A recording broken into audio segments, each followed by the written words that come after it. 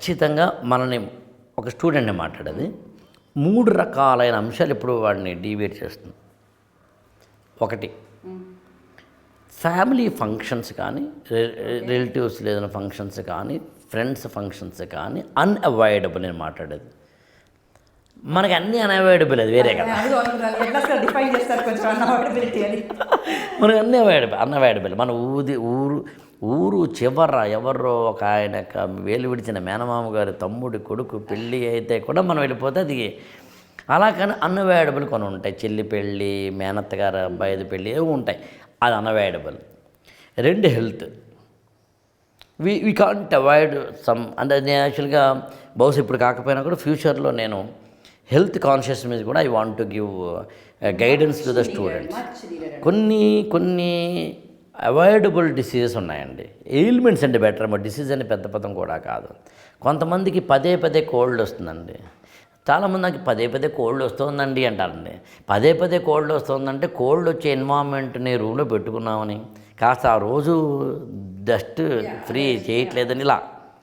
ఇంకా 3వది, మనకి professional are related, అంటే ఉదాహరణకి వీసా ప్రాసెస్, పాస్పోర్ట్ ప్రాసెస్, లేకపోతే కనుక ఆధార్ కార్డు లాంటి వాటికో, బ్యాంక్కి వెళ్ళాల్సి రాసినవో, లేదా మనకి ఏవో కేవైసీ లాంటివో, XYZ లాంటివి ఇతరత్ర అంశాలు, అమ్మో నాన్నో ఎవరో ఏదైనా షిఫ్ట్ అవుతుంటే కనుక మనం కూడా దానికి, ఇలా ఓవరాల్గా మన జీవితంలో అన్అవాయిడబుల్ ఫంక్షన్స్ కావచ్చు, ప్రొఫెషనల్ థింగ్స్ కావచ్చు, పర్సనల్ థింగ్స్ కావచ్చు, డిస్టర్బ్ చేస్తాయండి.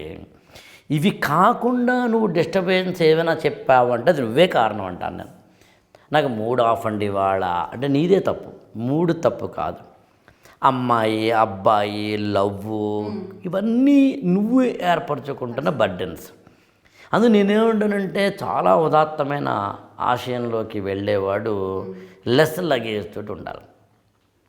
మీకు టెన్సింగ్ నార్కే ఎవరెస్ట్ శిఖరం ఎక్కిన సందర్భంలో ఆత్మకథ లాంటిది ఒక ఎస్సే రాశారు. అప్పట్లో రాసి అందులో ఆయన ఏం చెప్తారంటే, we started with a more luggage.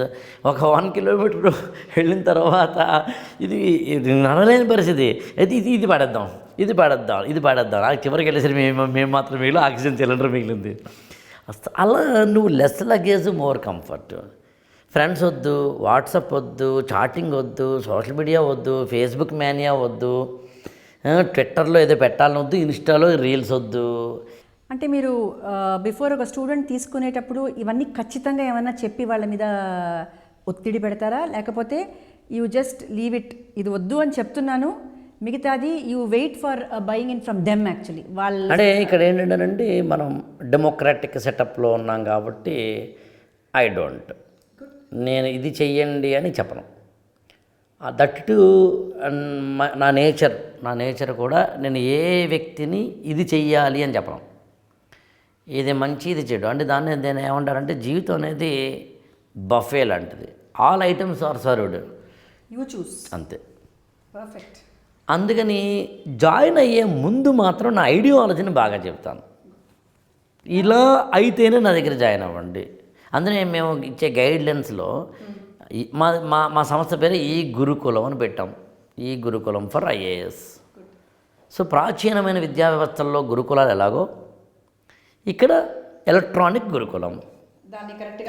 నేను కోచింగ్ సెంటర్ అనే పదం వాడలేదు, IAS స్టడీ సెర్కిల్ అనే పదం వాడలేదు, IAS అకాడమీ అనే పదం వాడలేదు.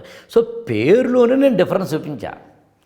లేదండి నాకు అర్థం కాదు, నేను గైడ్లైన్స్లో our season innovative, creative, interactive అని కొన్ని 4-5 అడ్జెక్టివ్స్ వాడి అలాంటి ప్రోగ్రామ్ అని పెడతాను నేను. అంటే ఇట్స్ నాట్ ఏ రెగ్యులర్ అని స్పష్టంగా రాస్తాను నేను. తర్వాత లాస్ట్లో ఇది అర్థమైతేనే జాయిన్ లేకపోతే వద్దని కూడా చెప్తాను. No compulsion. ఇట్లా చిన్నవి చేసే ప్రయత్నం.